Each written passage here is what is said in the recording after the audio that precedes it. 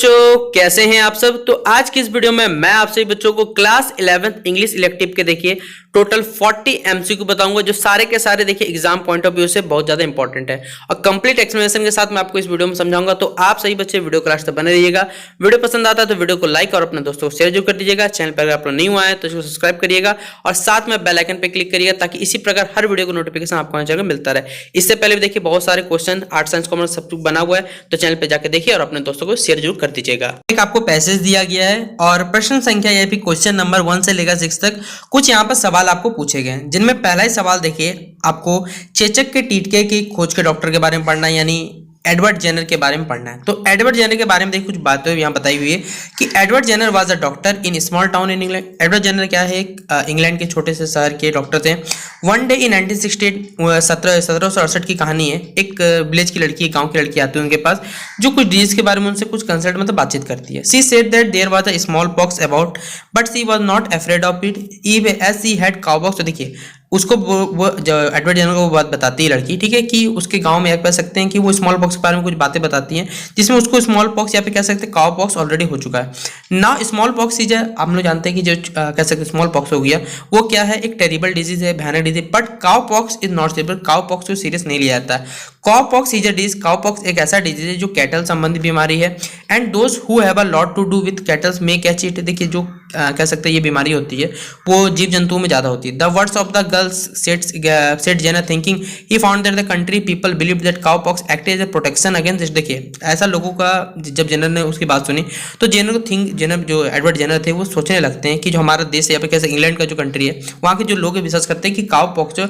वो एक्ट करता है, मतलब बिहेवियर करता है कि किसी प्रोटेक्शन एजेंट की तरह, या कह सकते हैं बचाता है लोगों को इसमें स्मॉल पॉक्स से। Jenner thought that there might be something in ideas of the village people are often based on careful observation. अब इसी के आधारित पर देखिए यहाँ पर कुछ सवाल आपको पूछे गए। आप लोग खुद सवाल पढ़िए, देखिए आप लोग खुद जवाब दे सकते हैं। क्या a doctor is one who, एक डॉक्टर क्या करता है, क्या पेशे होता है बताइए चिकित्सक का। टीचर वो क्या बच्चे को शिक्षा, छात्र छात्रों को शिक्षा देता है। क्योर करता है, जो बीमार लोग हैं उनके इलाज करता है, या फिर मेडिसिन बेचता है, या फिर डिलीवरी लेटर करता है। क्या करेगा डॉक्टर बताइए, वो बीमारों का क्या करे, इलाज करेगा। तो ऑप्शन नंबर क्या हो जाएगा, बी इसका सही उत्तर हो जाएगा। हु वाज एडवर्ड जेनर, तो अभी हम स्टार्टिंग पढ़ के आ रहे हैं एडवर्ड जेनर कौन है, साइंटिस्ट बोल रहा हूँ, डॉक्टर है बच्चों। तो ऑप्शन नंबर ए क्या हो जाएगा, इसका सही उत्तर हो जाएगा। फिर who came to Edward to consult about some disease. Edward Jenner के पास देखिए कौन आया था डिजीज के बारे में बात करने, तो कौन आया था, एक विलेज गर्ल आई थी। तो ऑप्शन नंबर क्या हो जाएगा, बी सही उत्तर। अगला सवाल है काउ पॉक्स या डी। देखिए काउ पॉक्स किससे संबंधित बीमारी है, कैटल संबंधित, जीव जंतु कह सकते हैं जो डेयरी फार्मिंग के डिजीज एनिमल्स हो गए उनसे संबंधित है। तो ऑप्शन नंबर डी क्या हो जाएगा, सही जवाब। अ टेरिबल मीन्स, देखिए टेरिबल मतलब ही होता है भयानक, कह सकते हैं भयावह भी इसे कहा जाता है, तो जिसका इलाज हम लोग जल्दी नहीं कर सकते या फिर कोई इलाज पॉसिबल नहीं है। तो a disease which can be cured, मतलब क्या उसका इलाज कर सकते हैं। A disease which can not be cured easily, जिसका इलाज जल्दी नहीं हो सकता, उसे हम लोग कहते हैं टेरिबल डिजीज। इसलिए ऑप्शन नंबर बी क्या हो जाएगा, इसका सही उत्तर हो जाएगा। अगला सवाल है देखिए हमारे पास फिर यहाँ पूछा हुआ है कि ही found that the country people. देखिए कंट्री पीपल जो है, जो लोग हैं वहाँ इंग्लैंड के वहाँ से, वो सोचते हैं कि काउ पॉक्स है एक प्रोटेक्शन अगेंस्ट करता है, मतलब लोगों को संरक्षण करता है किसके अगेंस्ट में, तो स्मॉल पॉक्स अभी हम जस्ट पढ़ के आए, इसलिए ऑप्शन नंबर ए क्या हो जाएगा, इसका स्मॉल पॉक्स राइट आंसर। फिर आपको देखिए यहाँ पर एक पोएम दिया हुआ और पोएम से जुड़े हुए कुछ सवाल यहाँ पर आपसे बच्चों पूछे हुए हैं कि all the world stage and all the man and mainly were players they all they exist and their attendance. ठीक है, अब इससे संबंधित इतना बड़ा आपको पोएम दे दिया गया और पोएम से जुड़े हुए सवाल आपको यहाँ पूछ दिए गए। ठीक है, तो पहला ही सवाल है the poet compare this world to. इसमें जो पोएट है वो किससे कंपेयर करा पूरा वर्ल्ड को। हम लोग स्टार्टिंग में पढ़ के आ रहे देखिए यहाँ पर कि ये जो हमारे कह सकते हैं एट द वर्ल्ड स्टेज से कंपेयर करा ना, तो ऑप्शन नंबर क्या हो जाएगा, 7 नंबर का बच्चों क्या हो जाएगा, डी इसका right answer. How many stage are there, मनुष्य के जीवन देखिए कितने स्टेजेस होते हैं ये बताना है, और इसके अपने अकॉर्डिंग नहीं बताना है, यहाँ पर देखिए जो स्टेटमेंट है उसके अकॉर्डिंग बताना है। देखिए लिखिए देयर आर 7 एजेस, स्टेजेस होगा यहाँ पर बेसिकली। तो ऑप्शन नंबर क्या हो जाएगा, सी, या फिर सॉरी ऑप्शन सी बोला बच्चों, 7 का, हाँ 8 का क्या हो जाएगा, सी इसका सही उत्तर हो जाएगा। अगला सवाल है हमारा who which is the first stage. मैं देखिए आदमी के या आप कह सकते हैं मनुष्य के जीवन का पहला जो स्टेज होता है वो क्या होता है, जब वो बच्चा रहता है, इन्फेंट एज जिसे कहते हैं आप लोग। तो ऑप्शन नंबर ए क्या हो जाएगा, इसका सही जवाब हो जाएगा। फिर what does the poet mean by, देखिए एग्जिस्ट मतलब ही क्या होता है, एग्जिस्ट मतलब बाहर निकल जाना, और इसमें देखा जाए तो जीवन में बाहर निकलना मतलब होता है मृत्यु, यानी ऑप्शन नंबर डेथ क्या हो जाएगा, बी नंबर इसका राइट आंसर हो जाएगा। अगला है reporting of an event is done. देखिए कोई भी हम लोग इवेंट का अगर रिपोर्टिंग करते हैं किस में करते हैं, फर्स्ट हैंड सेकंड हैंड, क्या होगा आप लोग बताइए, सोच सकते हैं। तो कोई भी रिपोर्टिंग करते हैं तो ये फर्स्ट हैंड इन्फॉर्मेशन में आता है। याद रखिए ये सवाल बार बार पूछा जाता है एग्जाम में, तो ये सब सवाल गलत करके नहीं आना आपको एग्जाम में। तो ऑप्शन नंबर ए क्या हो जाएगा, इसका सही उत्तर हो जाएगा। यहाँ गलती से लिखा गया, टाइपिंग गलत है, पहले बताते रहो, तो आप लोग टाइपिंग तो सुधार लीजिए। यहाँ पर राइटिंग होगा, ठीक है, क्राटिंग नहीं होगा, यहाँ राइटिंग हो, WRI लिख लीजिए, कोई बच्चा लिखना चाहेगा तो TING, और ये आर्टिकल्स अलग है, ठीक है। यहाँ पर which writing articles where should the, यहाँ पर हमारे पूछा गया कि हम लोग जो आर्टिकल्स में नेम मेंशन करते हैं वो कहाँ मेंशन करते हैं।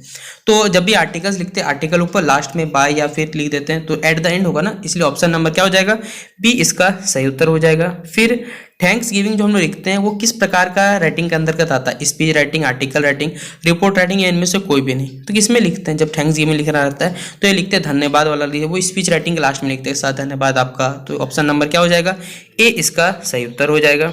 फिर creative writing does not include, देखिए क्रिएटिव राइटिंग में क्या इंक्लूड नहीं होता, article writing option number A, option number B report writing, delivery speech या फिर लेटर राइटिंग। तो क्रिएटिव राइटिंग में क्या नहीं होता ये बताना है, तो डिलीवरी स्पीच उसमें नहीं जोड़ा जाता। तो ऑप्शन नंबर क्या हो जाएगा, सी इसका सही उत्तर हो जाएगा। फिर one should start a speech, आप बताइए अगर आपने कहीं भाषण दिया होगा, स्टार्ट कैसे करते हैं, सबसे पहले अतिथिगण जो भी रहते हैं उनको सम्मान देते हैं, जो भी जनता रहती है, स्पीकर्स कह सकते, जो जनता ही रहती है, जो भी ऑडियंस है उनको हम लोग धन्यवाद देते हैं। तो greeting the chief guest, fellow speakers and the audience is the right answer for this question. तो ऑप्शन नंबर बी क्या हो जाएगा, सही जवाब हो जाएगा। अगला सवाल है आयोना, देखिए अब आपका बुक पार्ट से सवाल जुड़ता चला जा रहा है, ठीक है। तो आयोना इज अ कैरेक्टर, देखिए आयोना कौन से चैप्टर कैरेक्टर है आपका, तो द लेमेंट जो चैप्टर है उसके आपका कैरेक्टर है, ठीक है। तो ऑप्शन नंबर क्या हो जाएगा, बी इसका सही जवाब हो जाएगा। फिर ये सवाल VBI का लीजिए, सवाल पूछा है था, अब पेयर ऑफ मुस्टेज जो है ये किसके द्वारा लिखा गया, तो याद रख लीजिएगा मुल्क राज आनंद के द्वारा लिखा गया, और ये सबसे ज्यादा इंपॉर्टेंट सवाल बता दे रहा हूं आपको। तो ऑप्शन नंबर ए क्या हो जाएगा, सही जवाब हो जाएगा। अगला है how is the mother describe at the beginning of the story the rocking horse winner. देखिए द रॉकिंग हॉर्स विनर में जो मदर है उन्हें अपने किस प्रकार से अपना कह सकते हैं डिस्क्रिप्शन दिया या फिर अपने विवरण बताया, कंटेंट, स्ट्रेंज, बिटर या ब्यूटीफुल। तो यहाँ उनके बारे में क्या है कि वो कह सकते हैं बिटर टेस्ट नहीं होगा, बिटर उनका कैरेक्टर है बेसिकली। तो ऑप्शन नंबर क्या हो जाएगा, सी इसका सही जवाब हो जाएगा। फिर who is the narrator of the story, देखिए the advantage of the three Garridebs जो चैप्टर उसके नरेटर का क्या नाम है हमें बताना है। तो इसके जो नरेटर है कौन है, वाटसन है। ऑप्शन नंबर क्या हो जाएगा, ए इसका सही जवाब हो जाएगा। पापाची मामाची, देखिए सवाल पूछा जाता है Pappachi in the story Pappachi moth is jealous, वो किससे जेलस था बेसिकली। तो अगर आपने चैप्टर पढ़ा होगा तो पापाची मामाची से जेलस करता मतलब ईर्ष्यालु होता बेसिकली। तो ऑप्शन नंबर क्या हो जाएगा, डी इसका सही उत्तर हो जाएगा। फिर अगला है मामाची हैड स्टार्टेड मेकिंग, मामाची क्या बनाता है, और एग्जाम में आया हुआ सवाल है वो पिकल्स बनाता है यानी कि अचार। ऑप्शन नंबर ए क्या हो जाएगा, सही उत्तर हो जाएगा। अगला सवाल है the narrator of the story the third and the final continent left India, ये कब हुआ था बेसिकली 1876, 2001, 1964, 1988। तो ये घटना कब की है, तो 1964। ऑप्शन नंबर सी क्या होगा, सही जवाब हो जाएगा। अगला सवाल है सत्यजीत स्टार्टेड हिज कैरियर, देखिए सत्यजीत रॉय अपने जो कैरियर स्टार्ट करते हैं वो किस प्रकार कैरेक्टर स्टार्ट करते हैं, तो सबसे पहले वो बैंक क्लर्क रहते हैं। तो ऑप्शन नंबर क्या होगा, ए इसका सही जवाब हो जाएगा।